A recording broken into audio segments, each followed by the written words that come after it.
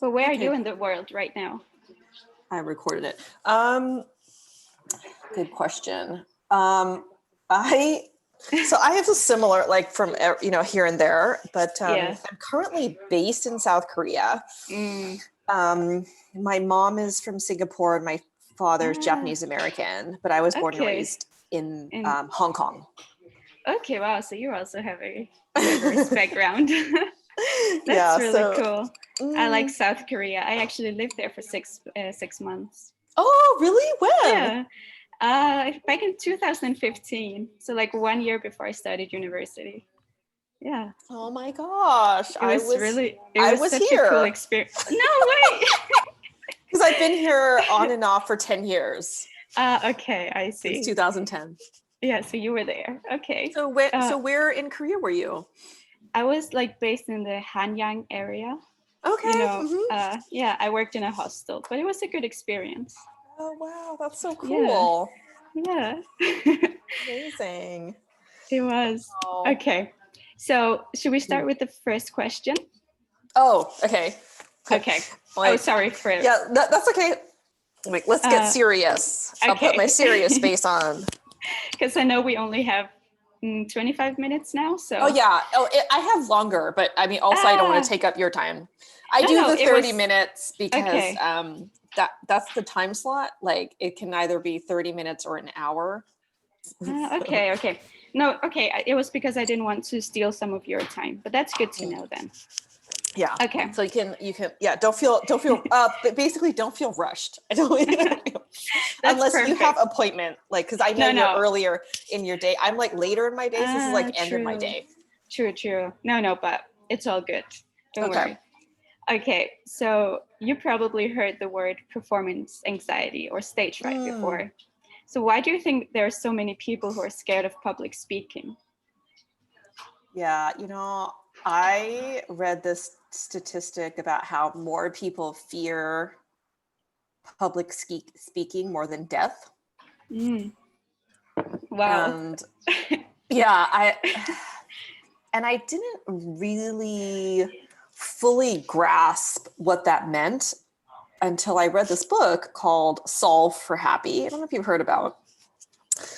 It's this book by Mo Gadot. He's a former Google employee, and his son passed away. So he pledged, he left Google and he pledged this whole thing of like, I want to make 1 billion people happy. And so his hashtag is like, I think at the time it was 1 million and now it's 1 billion. Because I think he surpassed 1 million. Wow. Yeah, and then he wrote this book called Solve for Happy, where he talks about this because he's an engineer, right? He works for Google. He worked for Google, so he's an engineer, and he's all about like equations. But his book is, is really simple and easy to read. But in part of the book, he talks about, people having this fear of speaking or performance anxiety, right? Because whether you're speaking or whether you're delivering a presentation or maybe you're just speaking up in a meeting, right? Whatever the level is, right? It's scary and, it can be really scary. And one of the things that struck me in his book was that, well, why is it scary? Right? A lot of us, I think we don't take the time to step out of the anxiety and the fear, right? We're just kind of stuck in it. Kind of like quicksand, like, then you're kind of, stuck in the mud, right? Instead of trying to like get out.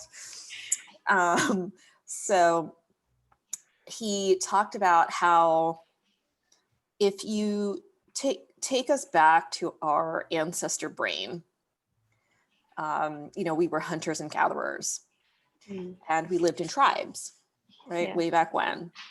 And, everything, our livelihood was based on, fitting into the tribe, like being accepted by the tribe. Because if we weren't accepted by the tribe, we would be alone, right? And what are your chances of survival and hunting on your own? Kind of smaller, right? Smaller Yeah. percentage than, you know, if you were to hunt and gather with your tribe.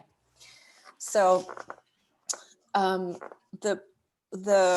piece of that is the judgment piece. Mm. So we fear being judged, right? If I am on a stage, or if I am giving a presentation, or if I am in some kind of performance, there's some kind of audience.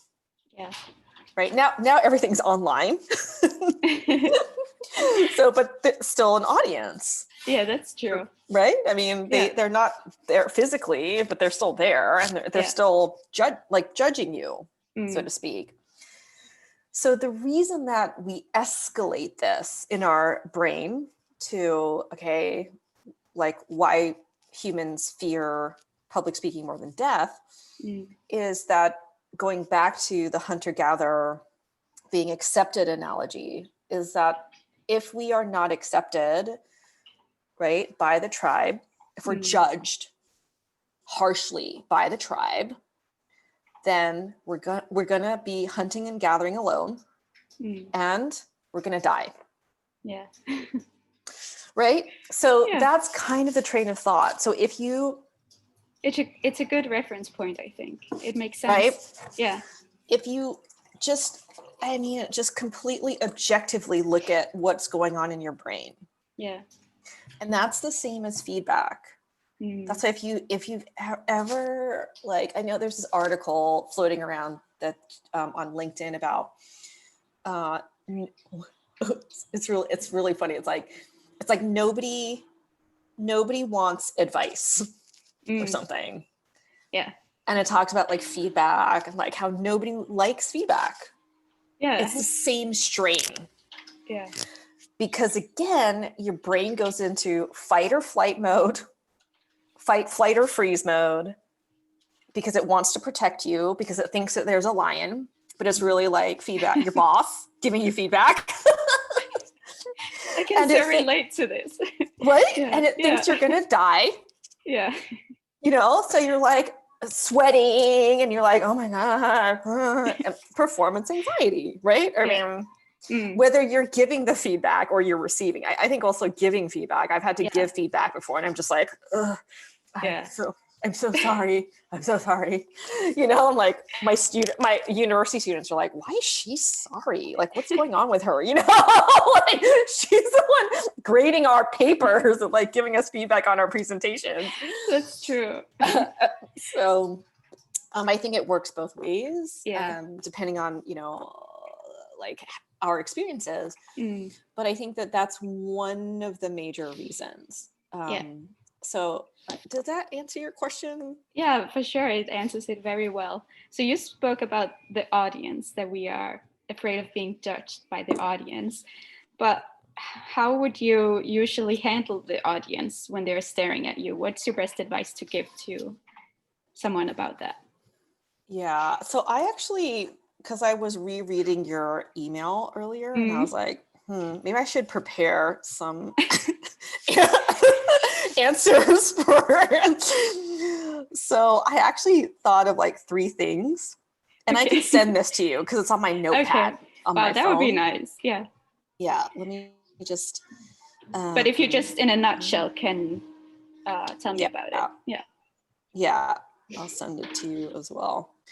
So would it be okay if I share my screen with you? Yeah, for sure. And just see the notes? Yeah. Okay. Can you? I can see it, yes. Can you see the screen? Okay, great. Yes.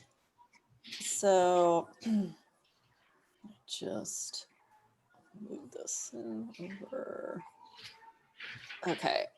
So I thought about like 3 things, and it's like 111. I didn't know like how to change this, like the formatting. That's okay. So there's 3 things that I thought of. The first one is, you know, how do you handle the audience? And it's kind of related to what you're talking about. My first point is it's not really about you. So And it's a hard switch, because when you're in the spotlight, you're like, it's about me. It's about me. People are coming to see Kyla. Like, oh my gosh. And then your ego goes a little bit crazy and is like loving the attention. Yeah. Until you realize, and then you get into the performance anxiety, or you like get into the freak out of what is actually about to happen, right? Oh my God, there's gonna be like, you know, however many people on this call or whatever, right? Okay. So but the switch is subtle, and it actually will help you to reframe all of this. So if you take the attention away from you, even though people are there to see you, Yeah. and you re-channel it to the audience, because actually you're there for the audience, right? Like, you're the speaker, and you're there for the audience, to serve your audience, right? So it's really about the audience, right? And paying attention to the audience, right? Because if the audience isn't having a good time, and the audience isn't engaged, then you got to change something, right? The audience is your gauge about how well you're doing, or not well in some cases. like if you're losing people, and that becomes even more subtle. Yeah. On Zoom or online, especially when people have masks, you're like, now I have to like read their eye contact, and like what's going, but that's also part of the opportunity to grow as a speaker. Yeah. Right. So reading the audience's social codes when it comes to how they perceive you, or what? Yeah. Right. Okay. Exactly. Right. That's the first section of that point. And then the second section is, this is advice that I give to a lot of my clients, actually. Okay. There's something called self-transcendence. Have you heard of this concept before? Yeah, it's a philosophical concept, isn't it? I heard about it, but it was long ago. But I remember the word. Okay, yeah. So it's like philosophical, and it's also psychological. Yeah. And the idea behind self-transcendence is that when you are in self-doubt, again, the focus is on you, right? Like, oh, poor me, I'm worried, or lack of confidence, doubt. Oh, I have to speak, I'm really nervous, right? You're very focused on yourself. But there's this concept called self-transcendence, which is your purpose of being there is greater than you. Does that make sense? Yeah, it's very beautiful. Right? So your physical body is there. Your physical body is this vessel of which for you to be there and speak, but that's just it. What you're meant to do, and what you're supposed to do on this planet, this earth, the mark that you're supposed to leave behind, is greater than you. And it's not about you, right? Let me just give an example of this, right? So, 2 years ago, I wrote this book, and I purposely put myself on the cover. And we'll come back to this with and at concept. That's like my other point, number 2. And I was so was full of anxiety to release this book into the world. And I was talking to, my energy healer practitioner, and I happened to read this Psychology Today magazine with this self-transcendence concept. And I was putting 2 and 2 together. And my theta healing practitioner, my energy healing practitioner, said, Kyla, there's only one of you in this world who can write that book. And for every thing that you create in this universe, right? Whether it's a presentation, it's a Zoom call, it's a proposal, it's this article you're going to write. Only you can write that the way in which you see it, because there's only one you in the whole world of 7 billion plus people. True. Even if you have a twin, right? There's only, that twin is only not even exactly the same as you either. And then, so back to the self-transcendence point. So, when I was at I think I was at one of my workshops at Microsoft, and this young Korean woman came up to me before my workshop, and she said, I just want to say it's really inspiring that, you wrote a book kind of related to your experience in Korea, because I've never seen any book like that before. And the point is that she, as a younger Asian woman, or anybody who can identify with me, they can see what's possible for themselves because of what I've done. Does that make sense? Yeah, it does. So it's not about me at all. No. Right? And especially what you guys are trying to do, right? With the EUStartGees. Yes. It's about, how do you inspire people to step forward? Exactly. Right? And it's so scary. And it's all, nobody talks about it.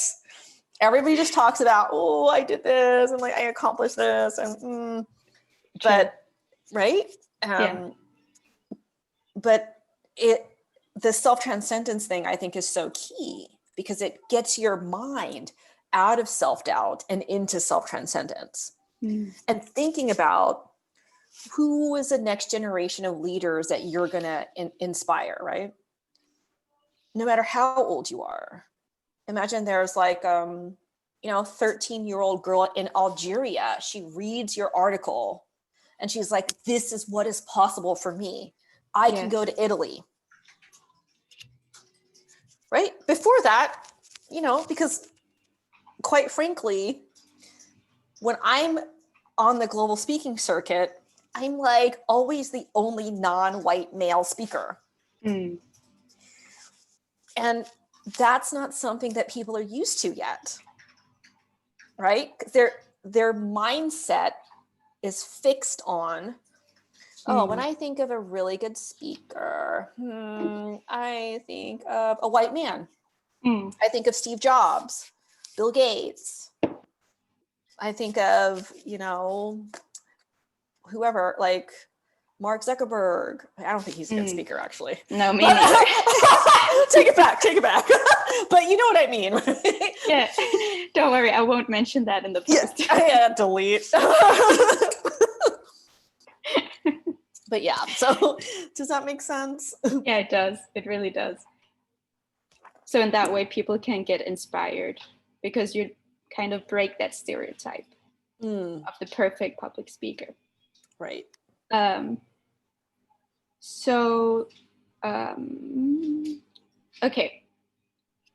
I don't know about you, but sometimes while listening to a speech, I will slowly start to zone out. Yeah. How do you keep your audience focused and attentive? Yeah, that's great. That's actually my second point. Oh, okay. Which is, I have here, like, be a with speaker, not an at speaker. Okay. And then that's this whole book. Right? Okay. So that's what it explains. Yeah. But so to like make it really, to like just pare down, the with is like two-way communication, and at is one way. Okay. And the reason I came up with this, it was when I was a professor. I moved to Korea 10 years ago to be a professor, where I taught for 7 years. Wow. And I would sneak into the backs of like lecture halls. And I kind of was curious, like who's paying attention? Like, you know, speaking of retention, right? Like who is paying attention? And nobody's paying attention. Quite frankly, right? Like the professor in the front is like got his like, I know it's a he because it's mostly older men. Okay. He's got his like notes, or he printed out his PPT slides and he's just like reading, you know, like his notes. Yeah. And everyone else in the back, they've got their laptop, you know, because they're taking the notes, pretending. Yeah. Then in the right corner, they're chatting with their friends. So I'm like, this is so interesting, right? Then I thought, okay, maybe this is just happening in Korea. So then I was out, you know, speaking on the speaking circuit in Asia. And I'm like, oh, maybe this just is Asia. Then, you know, I went out to the speaking circuit in Europe and North America. Okay, maybe this is just happening in Europe and North America. Then I'm like, wait a second, this is happening everywhere, right? Sure. Like conferences, business, like everywhere, right? No one is paying attention. And the worst of it is like people are doing their like work, you know, like they've got their like laptop and their phone and they're like, oh, I'm just gonna like knock out some work email during this workshop. It's And true. like, They see it as an option to multitask and do what they are like lacking behind. Yeah. Yeah, I'm like, wow, this is so interesting. That's so curious. Like what is the point, especially with technology, right? Like, what is the point, I mean, pre-COVID, of you getting out of your bed, getting dressed, and actually physically taking yourself to a workshop, as opposed to you streaming it online? Yeah. Where you can then multitask, right? You just, which a lot of people are doing these days, right? With the funny stories of people with the, you know, being naked and then the webcam is still on, you know, with Zoom, all the funny stories, right? So it really, you know, as an educator, I'm an educator first and a speaker second, I would say. How do we get the attention of students in an age where, you know, the average human attention span is less than the goldfish, right? 12 seconds or less. It's crazy. Yeah. Yes. And, you know, within 24 hours, people will only retain 50% of what you said. Which you're like, what's my purpose here? Right? My purpose is my purpose for people to forget what I told them, because that is a waste of my time and their time. Yeah. Right. So I came up with this idea, and it's just a simple idea, right? Of being with yourself, like I put here, right? This part here, be with yourself first. Now, what does that mean? So along the same lines, I was also a happiness coach, and I researched the heck out of happiness for probably 5 years. And this is what I was out on global speaking circuit pushing my happiness workshop, and how I got involved with the Innovation Bakery. And I thought, after I wrote that book, what is the relationship to happiness? Is there a relationship to happiness? And really what it is being with yourself first, as in being inward, right? All the happiness, all the like joy, peace, kindness, compassion starts within. And only then, from here, can it go out to others, right? So if you're not showing up for yourself, you can't show up for your audience. And what I mean by that is, do you ever like hear of the inner critic, that phrase? Yes. So I like to call it in my happiness classes, I call it the itty bitty shitty committee. Which we all have, right? We all, and so how are you speaking to yourself or with yourself? Or are you speaking at yourself, right? Oh, Kyla, you're not good enough. Oh, Kyla, you failed that thing. Oh, Kyla, you're such a loser. Oh, Kyla, why did you say that thing? Right? Yeah. And it doesn't lead to happiness. But once you can master that, then you can be with your audience more, right? So more aware of their needs. How are you showing up to be with them, making sure that there's, a back and forth. And that's really what it is. The work on yourself, with yourself, is to do with vulnerability as well. And I always say, kind of, this will go back to your answer, I promise. I mean, your question. People will not remember what you said, but people will remember how you made them feel. Right? That is very true. So that's kind of what even before all of this, that's what I was always about. Yeah. Even before I knew the data and the research and I just kind of simply taught how I wish someone had taught me in university. I simply chose the subjects and the topics and the activities, really fun, running around, having a good time, playing and having, making learning enjoyable. Yeah. Because that's what I wish I had had. And there's a misnomer in speaking, and I think corporate especially, which is, and even at university level, right? If you're having fun, oh, that means you can't be learning. Oh, you're using crayons. Oh, that's so childish.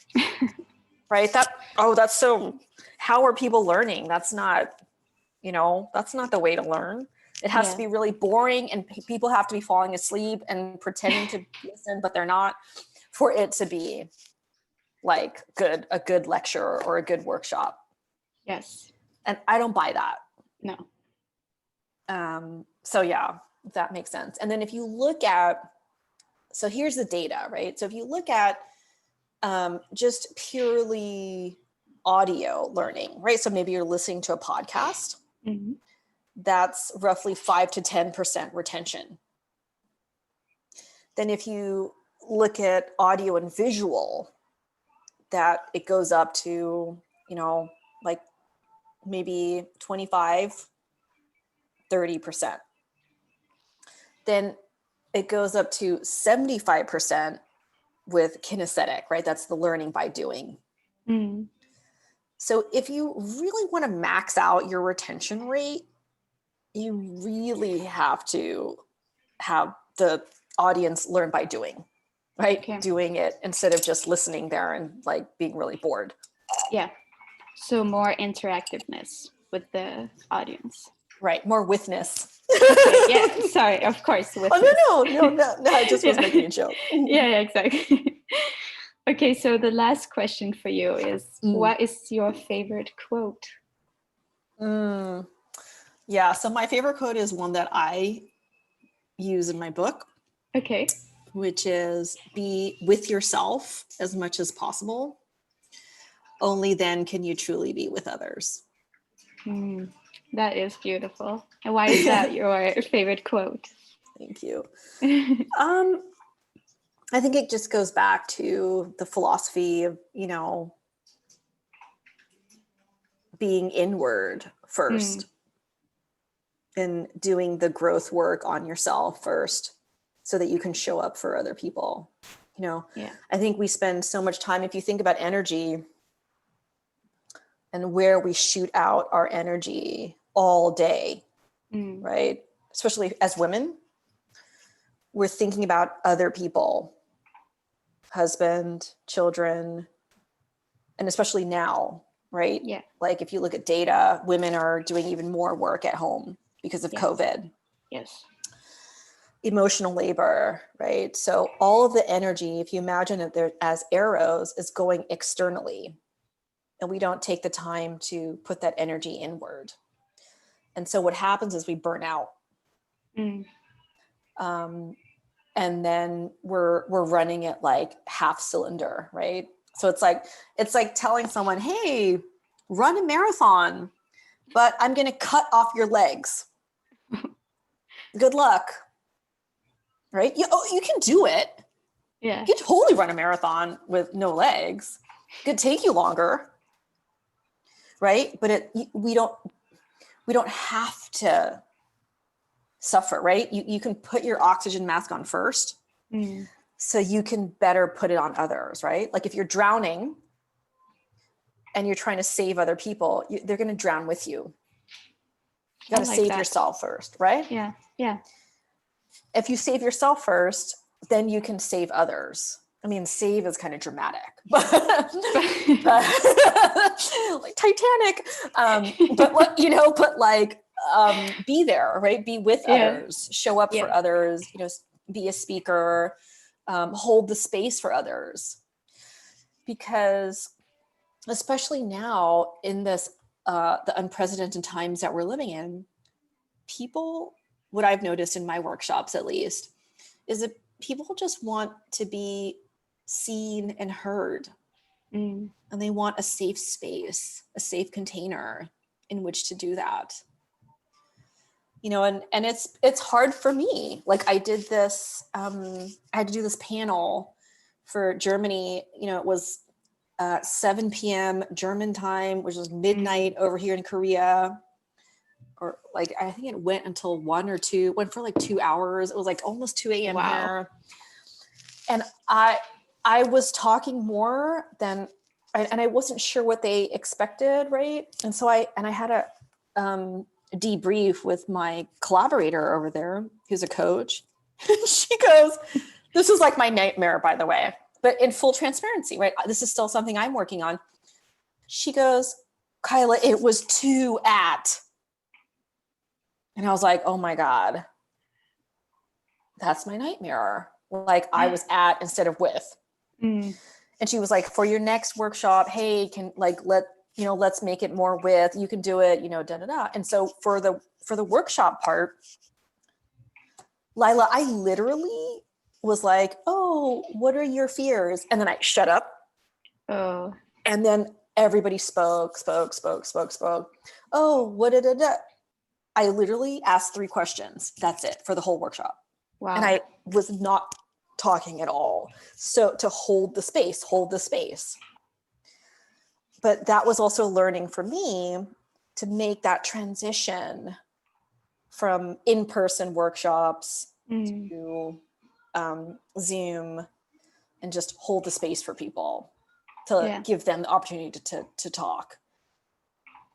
So, I'm also learning it's growing, right? It's a two-way street. Yeah. Exactly. It really is. Well, thank you so much. That was really insightful. I can't wait to write the post and of course share it with you once it's done. Thank you. And then I just actually had some practice tips to share, if that would be okay. Of course, yes. Okay, great. So in the 3rd point, I wrote here, like, practice like a Navy SEAL. Okay. So the reason I bring this up is I think a lot of people have an assumption that, if I just show up, I'll be okay and, it's going to work out or whatever. Or they look at, Navy SEALs, for example, when they captured Osama Bin Laden, people were like, wow, like it was so coordinated and like, it seemed so easy.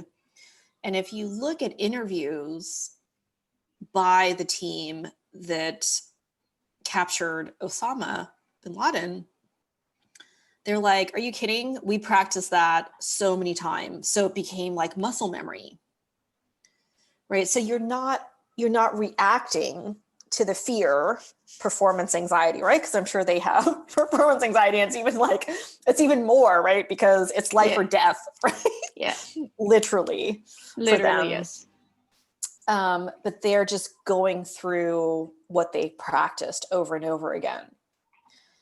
And so some of the exercises that I do with when I'm training people, that I started with my university students, there are like 3 main things. So one is to change your environment. So I'd have students go outside. Like we have this like forest area in the university, and they would like speak in the forest because the environment's completely different, right? And so your voice level is going to be different, your pitch, your verbal cues, everything's going to be different. And then the second thing is I said, change your level. And by that, I mean, I would have students like stand on chairs. So you're not on the floor, right? Because usually stages are at a different level, different height. So they're getting used to, well, it feels really different and really uncomfortable to be balancing myself on this chair. But more than that, there's how should I say? There's an awkwardness because they have to take their shoes off. There's a vulnerability. They're exposing their socks. And some people have no socks, right? Depending on the season. So they're really like nervous about self-conscious. That's the word. They're really self-conscious about, oh my God, I'm wearing like my Doraemon socks today, or like they have awesome socks in Korea. So like, you know, I know. Yeah, you know, right? So it's really, and they're matching, you know, like, exactly. It'll be like part like of a continuation of the pair, which is so cool. So they're really self-conscious about that, but that's something to work through, because on a stage, you're going to be self-conscious no matter what, right? The pimple that you think you have that nobody can really see, you feel like is this big. Yeah. When it's really like everyone's like, what pimple? Yeah. So that's one thing. And then the third thing is, instead of working on all the individual components of like nonverbal and verbal skills, so like, you know, nonverbal would be things like eye contact, gestures, posture, you know, fidgeting, so just stuff like that. Work on it one by one, right? So practice your presentation with just eye contact.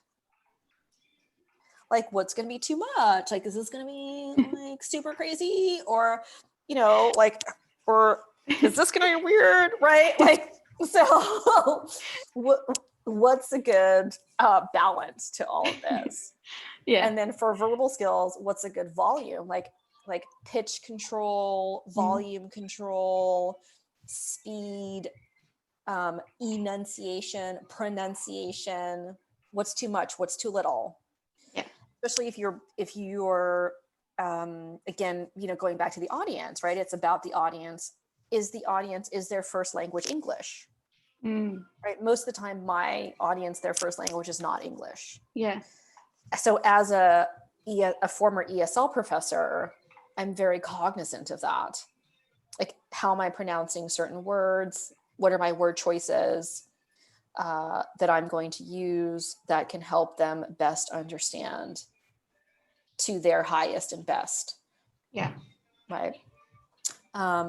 And then at the end, you put everything together, right? So instead of being like, oh my God, like my students would always be like, oh my God, I'm so worried I have to do like nonverbal skills and verbal skills, and it's super overwhelming. And like totally get it. Like, that's so overwhelming. You know, so we would work on it one by one. That's a really good advice, actually. Yeah. And it's just, it's more fun, right? Like, I would pick like really fun topics, like talk about the scariest moment in your life using only eye contact, right? So it'd be like, you know, they like have a really good time with it. And then my last thing that I would say, this is not really a practice, but just kind of an understanding is you don't have to be perfect. You just have to be yourself, because that's why people are coming. Yeah. They're coming for you. They're not coming for perfection. And so when you, because a lot of people, again, it's full circle, right? To the performance anxiety and the judgment and being like fearful of dying for not fitting into the tribe. Yeah. It goes full circle, right? People, at least, from the work that I've done with students and what I've heard from people is that people are so worried of making mistakes, right? And part of that is the like failing and mistakes and the judgment and not being perfect and all that, right? But if you, again, in vulnerability, own, like, I remember I held myself to impossible standards of I would say to myself, you cannot look at your notes at all.